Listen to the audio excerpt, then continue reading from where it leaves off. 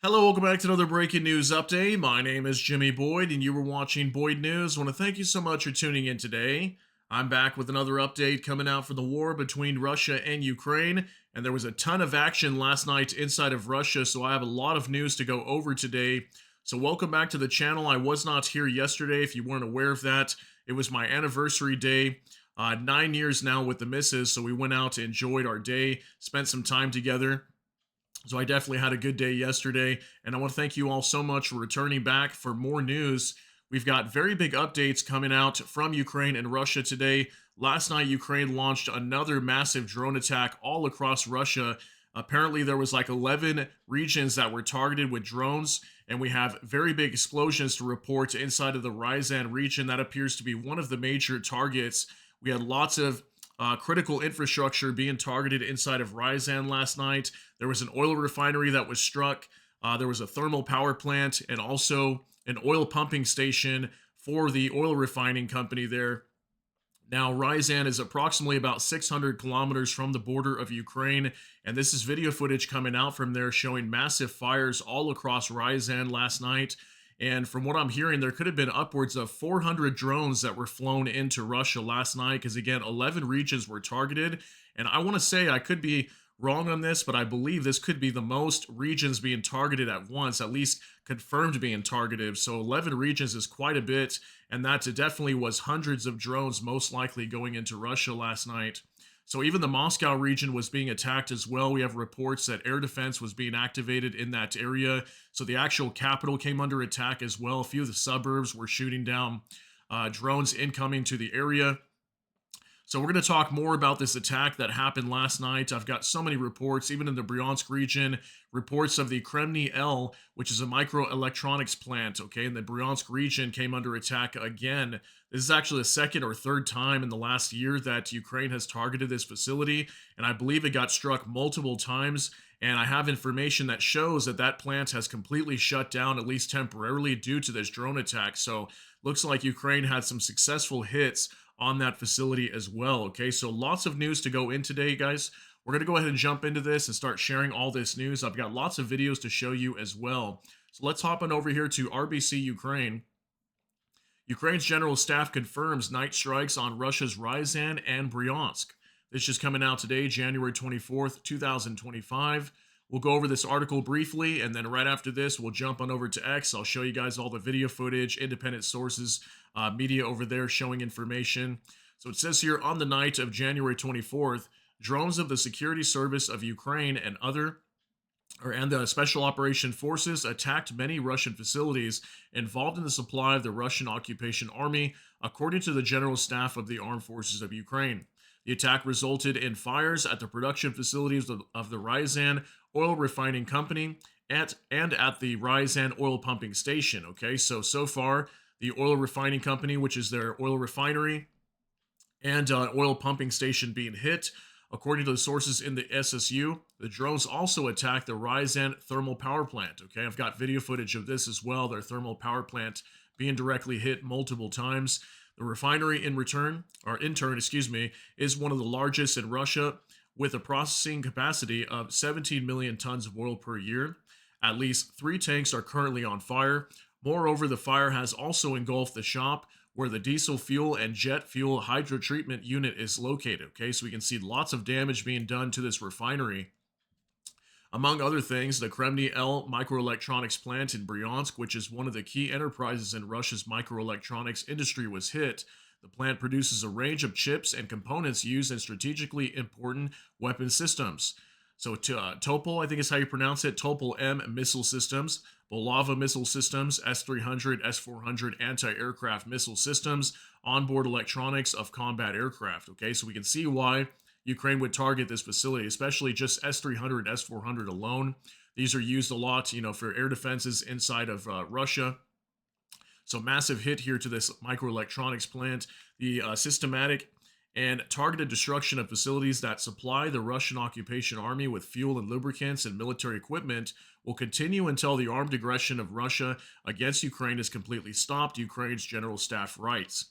According to the 14th Separate Regiment of Unmanned Aerial Vehicles of the Armed Forces of Ukraine, the affected Kremny L plant produces microcircuit components that are also used in Panzer S-1 and S-2 surface-to-air missiles, Yars intercontinental ballistic missiles, and Su-35 fighter aircraft. Okay, so lots of components being produced here at this microelectronics plant that are used for Russia's war effort. So let's go ahead and hop on over to X now, and I've got lots of information to share with you guys over here as well. So here we go. We'll go ahead and jump into You're Getting Audit. 121 drones attacked Russia this night. The following regions were affected: Bryansk region, Ryazan region, Kursk region, Saratov region, Rostov region, Moscow region, Voronezh region, Tula region, Oriel region, Lipetsk region, and Crimea even as well being attacked, guys. I mean, look at that. 11 different regions here being affected by these drones at night, but most of the information that we have in terms of actual direct hits is coming out from these first two regions here, Ryazan and Bryansk. So we're mostly going to talk about those. I do have a video coming out from Kursk as well. We had some explosions reported over there, so we know for sure drones were entering that region, but lots of different areas of Russia being targeted last night. There's a bunch of videos here. I'll show you guys some of these videos on other posts that we'll go over. So we'll hop on over here now to War Translated Dmitry. One of the largest raids, approximately 200 to 400 UAVs are flying to attack Russia. Expect explosive footage. Okay, so this was a report coming out yesterday, actually. It was during the day here in the United States, but this would have been towards the evening inside of Ukraine and Russia when this was being reported. And yeah, so what we're hearing here is it could have been 200 to 400. So we don't really know. Some people are saying around 100. Other sources are saying 200 to 400. So we're thinking it could have been one of the largest attacks onto Russia to date, especially if it was 400 UAVs that were fired. So just wanted to show you that just in case we happen to see numbers much higher being confirmed later. But so far, many sources are indicating somewhere around 100 to 200, I guess, on average. But definitely still another massive attack on Russia. So now we got some video footage coming out from Ryazan. This is at the oil refinery, taking direct hits from drones, and this is going to be a massive explosion you're going to see here. So this from Max24 says, Ryazan, wow, and he has some little fire symbols here. So take a look at this, guys. 19 seconds long, massive flame over at the Ryazan oil refinery. Take a look at this.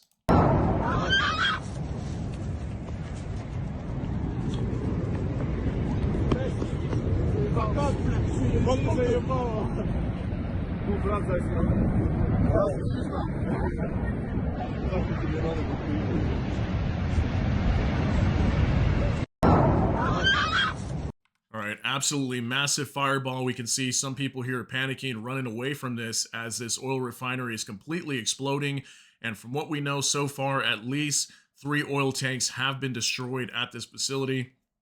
So very crazy news, guys, to start off the day here on Friday. Okay, jumping in to our next update from Ozen Defender. A massive fireball seen rising into the sky from the Rosneft oil refinery in the city of Ryazan, following what was likely a direct hit from a Ukraine drone. Okay, we got another video as well showing a massive flame coming from this facility. 16 seconds long. Take a look.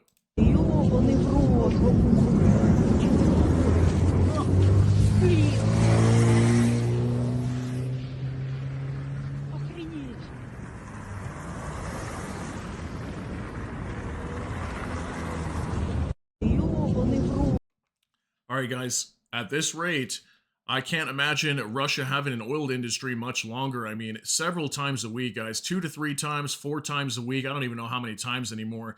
There's just been so many hits on oil refineries inside of Russia just over the last 2 weeks. I've completely lost count.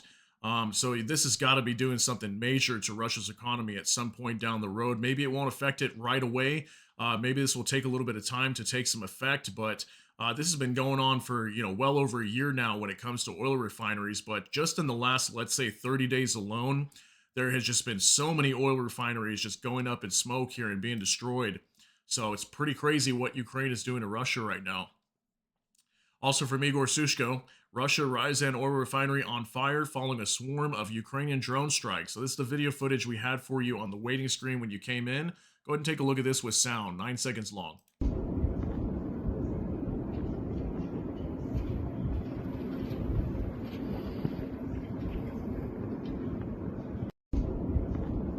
All right, so we can see all these fires here in the distance, at least 1, 2, maybe 2 right here, and it looks like 1 or 2 over here as well. So major fires reported over here in Ryazan. obviously taking multiple hits in different areas. I believe the thermal power plant could be located over here as well. And we also had that oil refinery obviously being hit too. All right, now moving on to War Translated Dimitri, more footage from Ryazan where an oil refinery was sanctioned by at least 10 drones. So this video footage a little bit further away, but you're going to be able to see explosions in the background. Somebody's going to be recording this, kind of talking a little bit, and you'll see the explosions visually and hear them as well. Take a look at this. Засниму, что нет. Никак они не успокоят. О, сейчас хлопок. Заснял, нет? А там вряд ли. Где хлопок? Не, был ничего. Вот он хлопок. Оу. Ё-моё.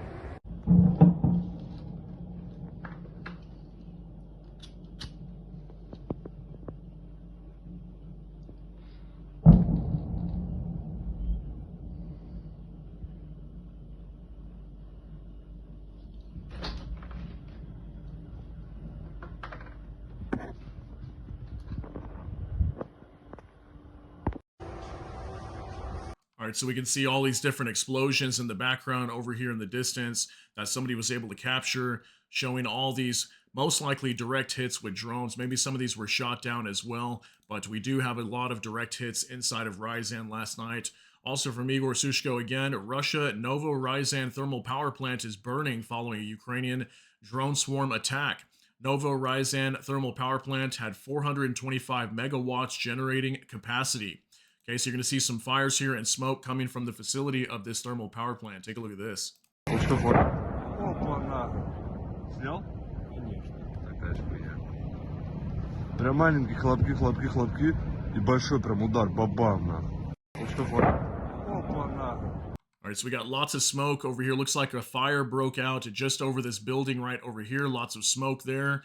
Looks like potentially smoke over here to the left as well. I'm not sure if this is the only fire. But we can also hear an explosion just in the background as well, not too far away. I'm not sure if it was at this facility where that explosion took place, but definitely very close by, okay? So Ryazan getting hit very hard last night. Now also from Max 24, Ryazan was covered in thick smog this morning due to large-scale fires at strategic enemy facilities. Okay, so all this smoke last night completely covering the skies of Ryazan. We can see here there's light in the background, but then it's completely masked and covered up by all this smoke. And majority of that probably from the oil refinery. Okay, we see this a lot whenever these oil refineries get destroyed. It just completely covers the skies over any city inside of Russia with smoke. And many times a lot of the residents complain about difficulty breathing as well. So that's unfortunate for the people that are living in these areas, but these oil refineries are just being destroyed everywhere. Here's another one from Max 24. The Russians report that another target of UAV's attack on Ryazan was the Dyagalivo, I think is how you pronounce it, military airfield. Okay, so this is an airfield that has, I believe, strategic bombers located here also in the city of Ryazan. It's on like the western side of the city. So reportedly, this was also attacked as well. But I'm not sure if there was any direct hits over here. So far, we don't have any indication or information showing any attacks over here, but some reports were indicating that the Dyagalivo airfield was attacked once again, and there's been multiple times in the past that Ukraine has attacked this airfield. So it looks like we may have some information coming out in the near future showing some attacks over here, but so far we do not have any confirmation of that. Okay, now moving on to Igor Sushko once again.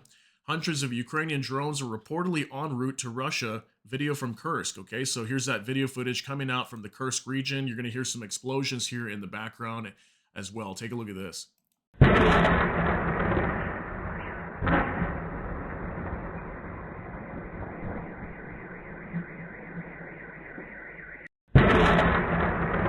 All right, massive explosion we can hear at the very beginning of this video. Not sure exactly what was targeted over here in the Kursk region, but lately we have been hearing of a lot of drones being used inside of Kursk, which is interesting because just maybe a few months back, we weren't really hearing too much about drone attacks over here, at least not being reported.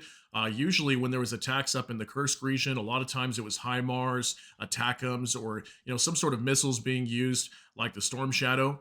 But lately we've been seeing a lot of drones going into Kursk as well, which is interesting. So moving on to another update from Null Reports. Meanwhile, Russian channels also report about air defense activity against Ukrainian drones in and around Moscow in probably going to have trouble pronouncing this. I think it's Shilokovo. That one's kind of hard to say. Northeast of Moscow, air defense is seen in action. Okay, so we can see here even the capital of Moscow, our capital of Russia, excuse me, Moscow. We had a district over here that reportedly was shooting down some drones as well. Okay, so it looks like Moscow was being attacked last night with drones as well. Okay, so moving on to another update from War Translated Dmitry. A powerful fire engulfed a large warehouse complex in the Moscow region. According to open sources, the town of Klin hosts a military town and the Klin 5 airfield, where the 92nd Separate Special Purpose Helicopter Squadron is based.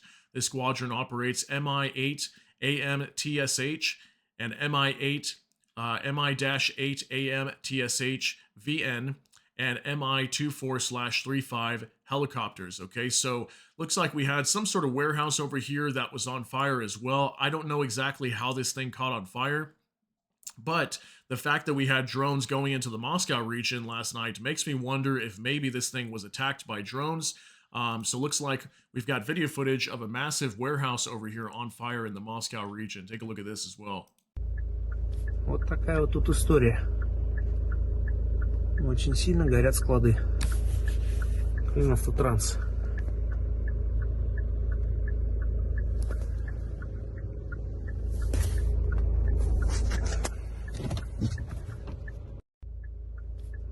All right, so yet again in the Moscow region, another major warehouse on fire. And again, don't know exactly how it started, but if it's a furniture warehouse, I wonder, because there's been so many times over the past maybe 6 months or so that we've been reporting furniture warehouses just mysteriously catching on fire. And I'm not sure exactly why furniture warehouses are burning to the ground in Russia.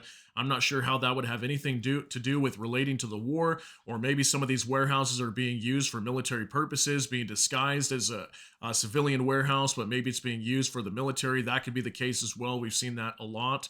But lots of mysterious fires on warehouses inside of Russia recently. So I wanted to show you that as well. Now for military news UA, Putin urgently arrived at the Kremlin in the middle of the night, according to Russian media. Okay, this is a video coming out showing the Kremlin, or Putin, excuse me, heading to the Kremlin last night. Reportedly, it was somewhere around like midnight, I think, is when he was rushed over there. So I don't know exactly why he was heading to the Kremlin. But some sources were indicating that maybe this was due to a phone call with Trump. I'm not sure why they'd have to rush him over there for that. But, you know, we did have that massive attack with drones last night, so I don't know. Maybe they're preparing some sort of major response or something, but it looks like something went down inside of Moscow. But what I will say is we have seen this happen multiple times, where there's video footage coming out of Putin rushing to the Kremlin and then nothing happens. So most likely that's what I'm thinking is going to happen again. It's probably just nothing. Maybe there was just some sort of emergency situation that he had to head over there for, but we'll wait and see over the next day or so. Maybe some major announcement will come out or something. Now from Anton Gerashenko, the Bryansk Kremny L plant, one of the largest microelectronics manufacturers in Russia, has suspended operations after a drone attack. The company's press service said 6 drone strikes were recorded. Part of the production facilities and the enterprise's warehouse of finished products were damaged. Okay, so here's a photo of that facility, kind of a longer building. Looks like it's pretty tall as well, maybe at least 4 or 5 floors. So what's being reported is at least 6 drones struck this facility. And according to RBC Ukraine, they're stating that this facility was shut down. Okay, so many drones hit this thing that they've had to shut down their operations. And I'll show you some videos here now. Massive explosions here at this facility. Okay, so from Anton Gerashenko, last night there was also a drone attack on Kremny L factory in Bryansk region of Russia. Russia state media agency RIA confirmed that the enterprise's technological chains have been disrupted. The factory's activity has been halted. Kremny L factory produces microelectronics for missile complexes, Panzer air defense, Iskander missiles, radar and electronic warfare, and Russian drones, an important military target. Okay, so we can see why they would target this thing, and it's been multiple times in the past that they have targeted this place, but looks like it was hit yet again, and this time pretty massively, 6 times with drones. Take a look at this video.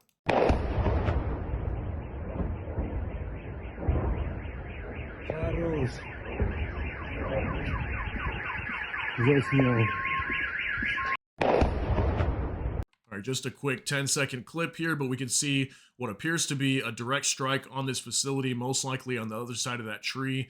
But yeah, it looks like drones exploding very close to this facility. So moving on to another update now.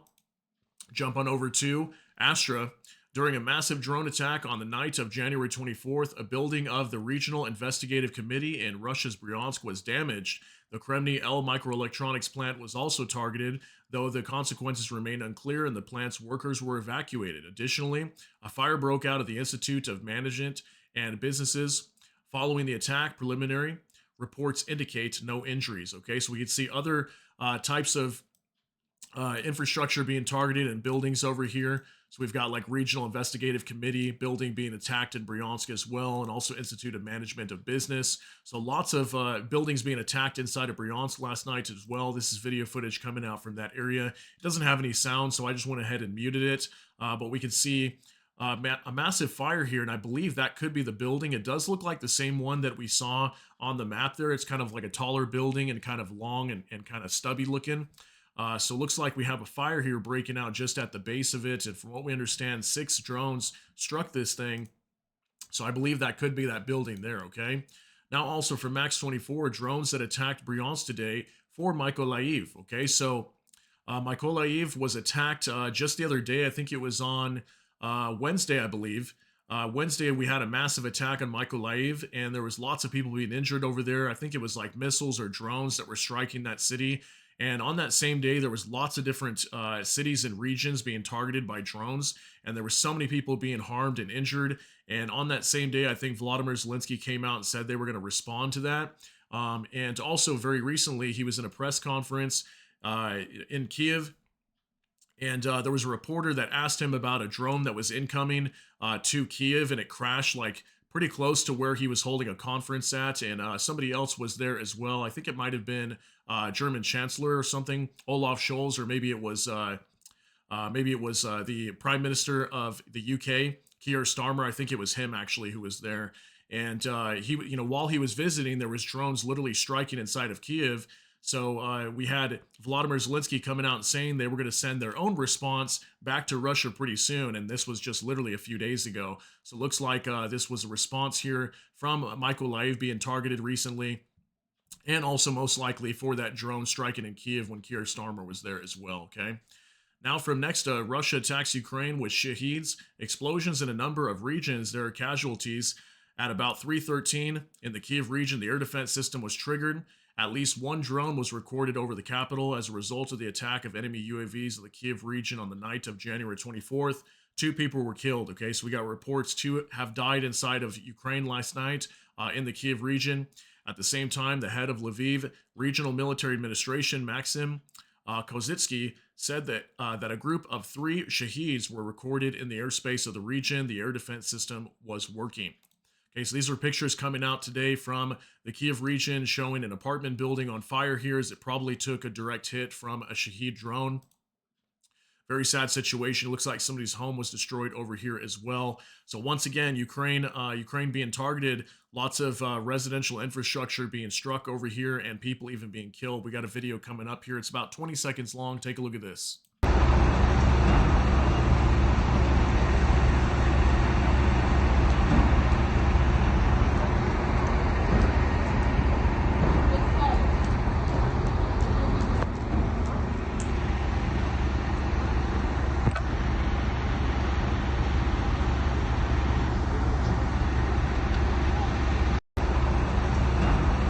Right, so more innocent civilians inside of Ukraine being targeted. This is what we see almost every day that I report here on this channel. Anytime we have attacks coming into Ukraine, many times these drones are just hitting residential buildings, especially high-rise apartment buildings like what we see here. So very sad to have to report this, but this did take place last night inside of Ukraine. And unfortunately today I wasn't able to find how many drones came into Ukraine last night. My guess would probably be at least 70 or more is kind of what we've seen on average. And considering that, we're having direct hits inside of Ukraine being reported, maybe even over 100. Now from the Ukrainian Review, Trump accused Russia of stealing hypersonic missiles. According to him, during the Obama administration, bad person gave Moscow the blueprints, which is why the U.S. still does not have hypersonic weapons. So Trump has already given the order to create super hypersonic weapons. Okay, so this was a new report coming out today. This was an interview on Fox News, and Trump was speaking to Sean Hannity, who's one of the hosts on Fox News, and this was allegedly something he stated that basically Moscow had at one time stolen some documents and blueprints to build hypersonic weapons. That's the reason why they have them.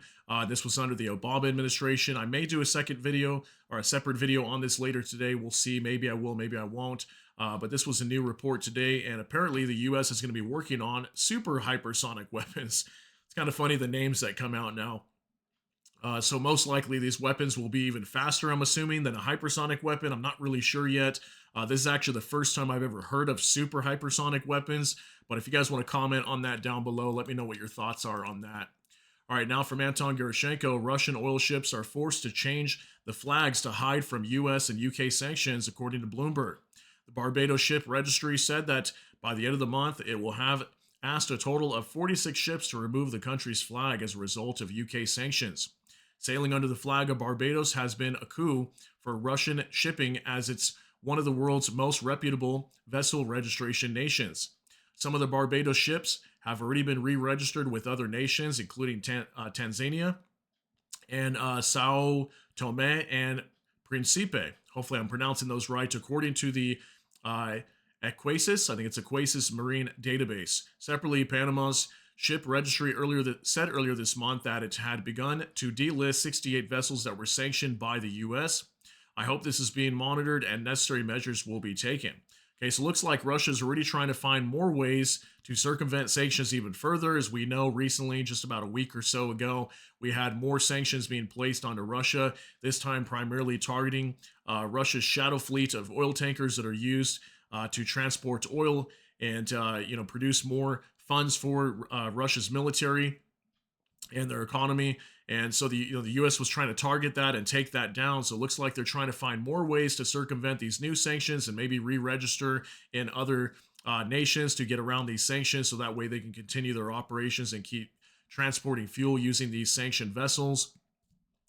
So it looks like the U.S. going to have to get on board with that and try to find a way to start sanctioning these vessels even further if they start to transport their flag to other nations or sail under other flags of other nations. So now we've got another report here from Nexta. American gas went to the EU instead of Asia. Tankers carrying U.S. gas have started to change course and head to European countries instead of Asia to take advantage of the opportunities presented by the termination of Russian supplies, the Financial Times writes. At least 6 tankers carrying liquefied natural gas were traveling across the Atlantic Ocean towards the Cape of Good Hope, but changed course and headed for Europe. Another tanker was headed for Colombia, but also ended up heading for Europe. All 7 ships together were carrying 500,000 tons of liquefied natural gas, or 0.5% of the EU's total gas imports. Okay, so this is a kind of a map showing the trajectory of these vessels, where they basically changed course. They were heading down towards Asia, and then all of a sudden they went back up to Europe to take advantage of these opportunities, as Russian gas has been cut off to Eastern Europe and European nations in total. You were probably going to be seeing this, okay? Lots of U.S. natural gas is most likely going to be heading over to Europe now, and they're probably going to be getting paid pretty well for it as well, okay? So that's something we've been expecting ever since natural gas supplies got cut off from Russia, okay? Now for Military News UA, last night, a U.S. Air Force C-17 transport plane flew from Ramstein Air Base to the Israeli Nevatim Airport, stayed there for 3 hours, and then headed to I think it's Shefshaf. I'm not really how to pronounce the name. I'm not sure how to say it, sorry. This is a tough name to pronounce. I think it's like Shefshaf or something. It's a tough name to say. But it says here, though, which most of the partners' weapons arrive in Ukraine. Okay, so last week I did a report on Israel. Okay, we talked about Israel and the fact that Israel got a lot of Russian weapons from Lebanon down here once they dealt with Hezbollah and kind of took control of the border. And then also in Syria, when Syria fell and Russia basically fled out of there when Bashar al-Assad's regime fell inside of Syria. So Israel was able to obtain lots of Russian weapons, okay, after the collapse of Lebanon and Syria, basically. Okay, so they obtained a lot of Russian weapons. They were coming out and saying they were willing to send these over to Ukraine. So I thought that was very big, and that's why I reported that last week. And now it looks like we had a C-17, excuse me, transport plane that came from the Ramstein Air Base over to Israel and then back over to Poland, which eventually would transport these supplies over to Ukraine. So I wonder if that's the first transport of these Israeli weapons that they got, of these Russian weapons that were taken from Hezbollah and also from Syria. There was like tanks and all kinds of like AKs and anti-tank rocket launching systems. Lots of weapons that Israel was able to seize is now looks like it's going to be going over to Ukraine. Okay, so that could be the first report of that. Okay, now from Max 24, there are rumors Trump may even leverage 330 billion in frozen Russian state assets, threatening to give them to Kyiv to buy U.S. weapons. Military aid could also ramp up, particularly if he pivots, the narrative to frame Moscow, not Kyiv, as an obstacle to peace. The Telegraph reports. The question for now, however, is whether Trump will act preemptively or wait to see how his talks with Putin will unfold. More aggressive support for Ukraine today would strengthen the West's hand at the negotiation table. Okay, so this was a new report coming out today. You can see here Trump just gave Putin a wake-up call. Far from cozying up to the Kremlin, the president's latest threats have sparked deep concern in Moscow. So yeah, this could be very big. I mean, we've been hearing a lot about this 300 billion in frozen Russian assets that, the EU many times has been taking the interest payments that are made from this and giving it over to Ukraine. And we've been hearing that maybe this could be just transferred to Ukraine in total. All these Russian assets that were taken, that's a lot of money. Okay, 300 billion could help Ukraine out a lot, especially when they're already starting to produce a lot of their own weaponry. So maybe this could be used as leverage in the negotiations. Maybe Trump could threaten Vladimir Putin and say, "Hey, if you don't, end this war, we're going to go ahead and give this 300 billion over to Ukraine." Maybe they want that back. Maybe they don't want it to go to Ukraine. So that could definitely be used as leverage in peace talks. We'll see if that happens to be the case. Now from Slava, U.S. develops a mysterious 463-kilometer missile bomb for Ukraine with a homing head to sink moving ships, according to the Defense Express. Okay, so it's a new report coming out today. So just note, this is made by Grok, which is like an AI system on X. Okay, so this isn't the actual missile that you're looking at here. It's just kind of used for illustration purposes from Slava that posted this here.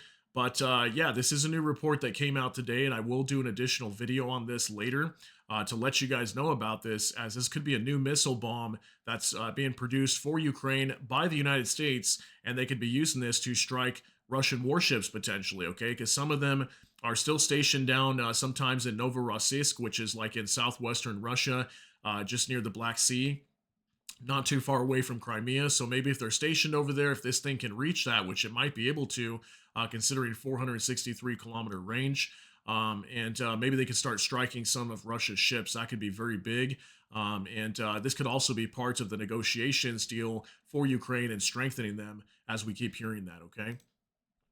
Now from Max 24, Ukraine returned the bodies of 757 fallen defenders, 451 from Donetsk direction, 71 from Bakhmut direction, 51 from Volodar direction, 13 from Luhansk direction, 137 from Zaporizhia direction, 34 dead were returned from morgues in Russia. Okay, so looks like Ukraine was able to somehow work out a deal with Russia to return 757 fallen defenders for the Ukrainian side. So this was a new report coming out today. Okay, so that's some good news, but it's very sad and unfortunately 757 fallen. Okay, now moving on to Bliskovka. Gazprom complains about the lack of money and demands to raise gas prices for Russians. According to the local media, the company said that current prices in Russia do not cover Gazprom's needs for resources. It is also necessary to triple the tariffs for gas transportation for independent producers, a representative of the state corporation said. Okay, so we've been hearing a lot about Gazprom. We know Gazprom's collapsing. They have been for years now. But they're in a much worse situation now than they ever were before. Also considering that all these oil depots are being destroyed. So, imagine this, okay? Gazprom's stuck in the middle here. They either raise prices for, in the gas stations, which will cause more inflation because if the gas prices go up, then that makes it more expensive to transport goods around the country, causing more inflation, or Gazprom completely collapses. Okay, so Gazprom is completely screwed, is what it seems like to me, and they're looking at whatever avenue they can to stay in business, even if it means destroying the country of Russia. So you kind of choose which one do you want? Do you want to destroy Gazprom or do you want to destroy Russia? And either way, it's going to hurt the Russian economy regardless, because Gazprom is a major oil producer inside of Russia. So either way, it's kind of destroying itself and destroying the country at the same time. So pretty crazy news coming out today regarding that. Now for military news, UA, Kursk offensive will not be the last, according to Commander-in-Chief of the Armed Forces of Ukraine. No country has ever won a war in defense, added Syrskyi. Okay, so this looks like another report coming out from Oleksandr Syrskyi. I think he said this multiple times now, that no country ever won a war in defense, meaning that they're going to be launching more offensives, okay? So I would expect to be seeing more offensives being launched here very soon. Maybe Ukraine is going to try to make some sort of attempt to regain more territory lost on the eastern side, or maybe southern portions of their territory. Who knows if they try to go for Crimea? I don't know what's going to happen here. Or maybe could we see a new offensive opening up into Russia? Maybe the Bryansk region this time. Who really knows what's going to happen here? But interesting, expect some sort of major counteroffensive here very soon from the Ukrainians. Maybe they're planning something big with a large amount of forces and heavy weapons. We know lots of equipment has been flowing into Ukraine over the last few weeks, especially right before Biden got out of office. There was millions and millions of dollars being spent, actually probably even billions, for the Ukrainian military, and lots of equipment heading over there. So maybe they're preparing for something big soon. All right, now from Igor Sushko, NATO. Secretary General Mark Rutte, since Europe lacks a necessary military-industrial base to provide sufficient military support to Ukraine, Europe will pay the United States to supply Ukraine with the necessary weapons, simple, elegant, and effective. Okay, so according to Mark Rutte here, I got a quick clip. It's about 30 seconds long. Looks like Europe's going to be supplying weapons for Ukraine and actually funding it, and the U.S. will just build these weapons, whatever it might be, kind of like what we're hearing about that missile bomb. That 463-kilometer missile bomb for Ukraine. Maybe they might be doing something like that, but it looks like the EU will be funding it directly, according to Mark Rutte, and the US will produce the weapons. Take a look. In Ukraine, we need US also to stay involved and to do as much as possible to get Ukraine in a position of strength whenever peace talks start. But I can tell the Europeans, if this new Trump administration is willing to keep on supplying Ukraine with defense industrial from its defense industrial base, the bill will be paid by the Europeans. I'm absolutely convinced of this. We have to be willing to do that because at this moment they are paying more than the Europeans. And here Trump is right. It is a worldwide conflict, yes, but still Ukraine is closer to Europe than to the US. In Ukraine. Okay, so he's definitely got a big point here when he says that, Europe is closer to the conflict than the US is. Why is the US funding more of this war when they're further away? They've got a huge ocean separating Russia from the US, but, Europe is right on the doorstep of Russia. So it makes sense that the EU should be stepping up. And the fact that Trump is in office now, I think this is going to force the EU and just NATO in general to have to step up, start producing more weapons. We already know that Trump's calling for 5% for their standard inside of NATO for when it comes to military production. So 5% of GDP will be like kind of the new norm, apparently. Yeah, it does look like the EU, along with NATO Secretary General, he understands that the EU needs to start stepping up and producing weapons for Ukraine, okay, and can't just be relying on the U.S. because probably the U.S. will pull out if that happens to be the case. We know Trump most likely won't put up with that, okay? So finally, one last thing I want to share with you guys from the Kyiv Independent. These are the indicative estimates of Russia's combat losses as of January 24th, according to the Armed Forces of Ukraine. All right, guys, so final update, definitely a longer video today. I want to thank you so much for hanging out with me. So Russia's losses as of January 24th, 1,500 troops, 11 AFVs, 87 vehicles and fuel tanks, 2 tanks, 39 artillery systems, 51 UAVs, 1 MLRS, and 1 special equipment, okay? So it doesn't look like too much being destroyed today. Definitely some smaller numbers. I guess the troop numbers kind of on average about 1,500 or more. But many of these other numbers much smaller than normal, just like the tanks, only 2 over the last 24 hours. Looks like the war was kind of quiet for the most part, at least on the front line. in terms of Russian losses. Okay, so lots and lots of big news coming out today, guys. I want to thank you so much again for hanging out with me. If you stuck till the end of this video, lots of big hits in Russia last night, especially in Ryazan. Absolutely insane what Ukraine has been doing to Russia recently, and they are stepping this up almost every single day.